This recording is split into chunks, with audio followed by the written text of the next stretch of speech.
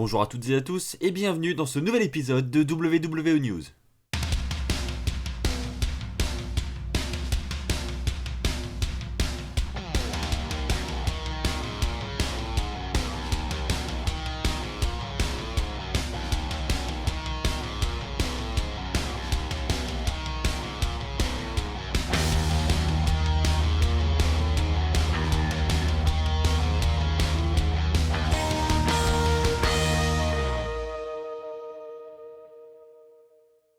J'espère que vous allez tous très bien, je sais, c'est le début de la semaine, c'est compliqué, on est le 9 décembre, mais Noël approche à grands pas, les vacances aussi, donc bon courage à tous. On va revenir comme chaque semaine sur les 4 news les plus importantes de la semaine. On va parler des potentiels matchs de TLC, on va parler de la preview du Raw qui aura lieu ce soir, on va parler d'un titre qui a été volé. Et on va parler de superstars qui sont sur le point de revenir et d'autres qui viennent de quitter la fédération. Et on va d'ailleurs commencer par ça, puisque 4 superstars viennent d'être relâchés par la WWE. Alors on avait eu des news déjà dernièrement, notamment concernant Luke Harper. Je vous en avais parlé, je vous avais dit que il aurait demandé à être relâché de son contrat, il en aurait marre de son booking et aurait décidé de quitter la fédération. Et visiblement ça serait le cas, et c'est même officiel. Je sais même pas pourquoi je dis visiblement, parce que c'est officiel. La WWE a fait un communiqué là-dessus. Donc Luke Harper premièrement quitte la WWE, donc il ne s'agit pas d'un licenciement, il s'agit vraiment d'un départ. C'est Luke Harper qui a attendu la fin de son contrat et qui n'a pas voulu le renouveler. Ensuite nous avons Sin Cara, lui aussi il avait communiqué sur Instagram il y a de ça quelques jours maintenant, où il nous disait qu'il avait demandé à être relâché par la WWE. Pareil, il attendait la fin de son contrat. Il avait d'ailleurs dit que c'était l'une des décisions les plus dures de toute sa vie. Il ne savait pas s'il devait demander à être relâché ou pas. Et finalement, il a décidé de partir et de demander aux officiels de le relâcher. Et visiblement, c'est donc également officiel. Sin Cara quitte la WWE. Et ce n'est pas tout, puisqu'il y a également une équipe qui a demandé à être relâchée, enfin du moins on suppose, parce que rien d'officiel sur cette équipe, on ne sait pas les raisons du départ. Au vu de leur utilisation et du booking qu'ils avaient dans le roster principal, on peut comprendre qu'ils aient demandé à être relâchés pour aller faire autre chose dans une autre fédération. Il s'agit de Connor et Victor de The Ascension, vous l'aurez compris, ils n'apparaissaient même plus à l'écran, ils étaient complètement inexistants. Donc je pense qu'il s'agit plutôt d'un départ plutôt qu'un licenciement. Donc voilà, nous avons 4 départs de la WWE. Sin Cara, Luke Harper, The Ascension. Je trouve ça ultra dommage pour les 4 d'ailleurs, parce que les 4 sont extrêmement talentueux. Sin Cara, bon, malgré quelques petits botches de temps en temps, il est quand même niveau agilité très très bon. On a Luke Harper qui, au vu de son physique méga impressionnant, je trouve qu'il nous sort des matchs à chaque fois très très bons. Pareil, il était super mal utilisé. Et The Ascension, je suis persuadé qu'il y avait moyen de faire quelque chose avec eux. Ça marchait à NXT, ça aurait pu marcher dans le roster principal. Malheureusement, ils n'en ont rien fait. Parlons maintenant de TLC et plus particulièrement de la carte de TLC. Nous avons déjà quelques matchs d'officiels qui viennent d'être officialisés à SmackDown cette semaine. Nous avons premièrement Bray Wyatt qui lui va affronter The Miz dans un match où le titre n'est pas en jeu pour le moment. Nous avons également le New Day contre les Revival pour les titres par équipe de SmackDown. Et nous avons enfin la grande, l'immense, la magnifique rivalité, oui j'en fais un peu trop, entre Roman Reigns et King Corbin dans un TLC match. Et donc évidemment la carte ne sera pas composée que de 3 matchs, il y en aura d'autres. Et donc le Wrestling Observer nous rapporte les matchs qui devraient selon lui avoir lieu dans la carte de TLC. Donc on rappelle que c'est une source plus ou moins interne de la WWE, donc généralement les informations sont assez fiables. Premièrement, on aurait donc Lacey Evans contre Bayley dans un match pour le titre féminin de SmackDown.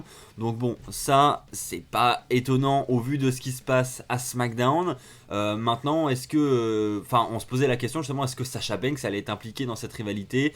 Est-ce qu'on allait avoir, pourquoi pas un match handicap, pourquoi pas un match Sasha Banks contre Lacey Evans, parce que après tout est parti de Sasha Banks, hein. Bayley n'était pas trop impliquée dans cette rivalité jusqu'à cette semaine, donc voilà, on se posait des questions, mais visiblement ça serait un match pour le titre pour Lacey Evans. Ensuite on aurait également AJ Styles contre Randy Orton qui serait planifié pour TLC. Alors là, on n'a pas de détails, visiblement il n'y a pas de titre en jeu, donc parce que AJ Styles va affronter Rey Mysterio pour le titre des États-Unis ce soir à Raw. Donc visiblement ça voudrait dire que Rey Mysterio va conserver son titre et que même Orton pourrait intervenir dans le match et coûter le match à AJ Styles. Du coup c'est fort probable. Nous avons ensuite d'autres matchs dont Seth Rollins contre Kevin Owens. Donc là je pense que ça peut être potentiellement le main event de la soirée. On a vu qu'il y avait des tensions entre les deux depuis 2 semaines maintenant à Raw. Voilà, est-ce que la rivalité avec Owens va se confirmer? Est-ce que Rollins va vraiment s'allier du côté de AOP? Bref, il y a plein de questions qui se posent, donc évidemment ce match doit avoir lieu. Nous avons également Aleister Black contre Buddy Murphy qui doit prendre place dans la carte de TLC. Ça aussi une rivalité qui dure depuis des semaines, où malheureusement il ne se passe pas grand chose dans les shows hebdo, mais il faut bien conclure ça et je pense que ça a sa place dans ce pay-per-view. Et enfin, on aurait un match pour les titres par équipe d'Euro entre les Viking Raiders et Gallows et Anderson. Vous l'aurez compris, il n'y a pour le moment pas de match pour le titre des États-Unis qui est actuellement possédé par Rey Mysterio. Donc personnellement je voyais plus un match style Fatal 4-Way avec Orton, Ricochet, Rey Mysterio et puis tous ceux qui étaient impliqués dans ces matchs pour les titres, avec McIntyre également, qui étaient impliqués dans ce titre des États-Unis depuis plusieurs semaines. Et visiblement non, on semble plutôt se diriger vers un match entre Orton et Styles. Donc je ne sais pas ce qu'ils vont planifier pour le titre des États-Unis.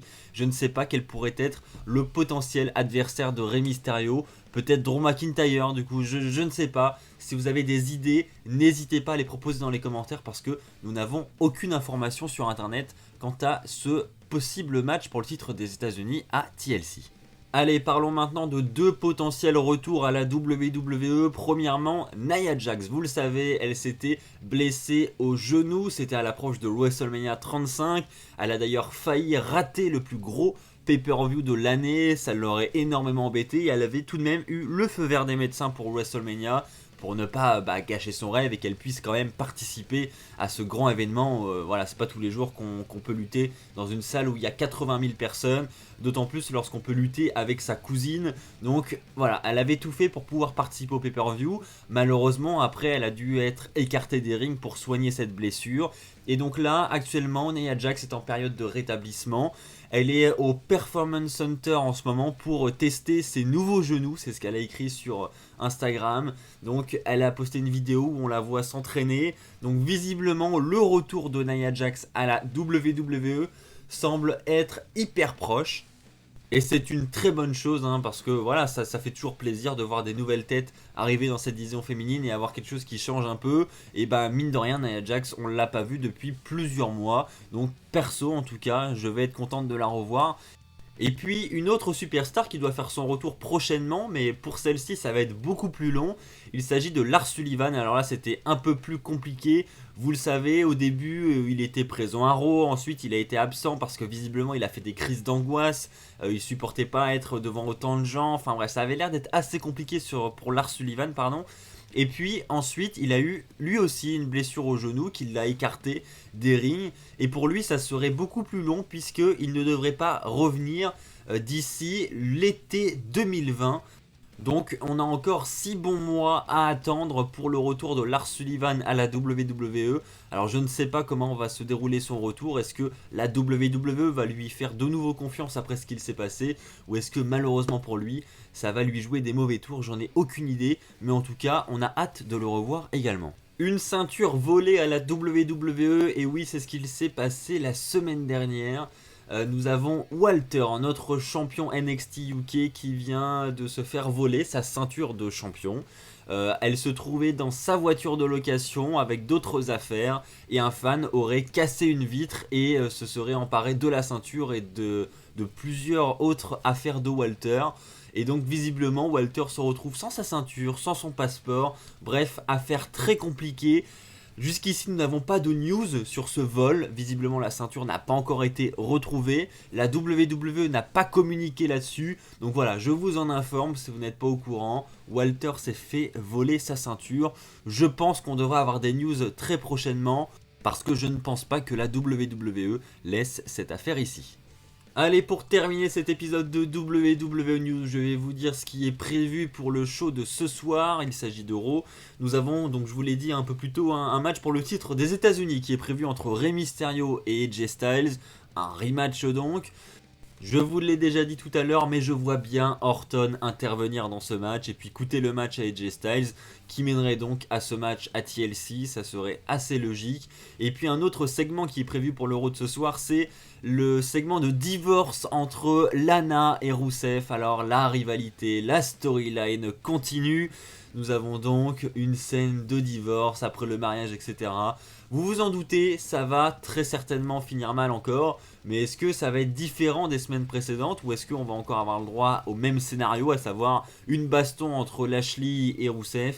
Bref, je pense qu'on en a tous marre, il est temps de mettre fin à tout ça. Donc on réalise le divorce, après on fait un match entre Rusev et Lashley et on n'en parle plus, s'il vous plaît. Voilà, c'est ainsi que s'achève cet épisode de WWE News, j'espère qu'il vous aura plu. Si c'est le cas, comme d'habitude, je vous invite à lâcher un pouce bleu. Je vous invite également à vous abonner pour ne pas rater les prochaines vidéos qui sortiront sur la chaîne. On se retrouve très très vite et même dès demain pour la review d'Euro. D'ici là, portez-vous bien et n'oubliez pas, soyez toujours très très fiers d'être fan de catch. Allez, bye tout le monde.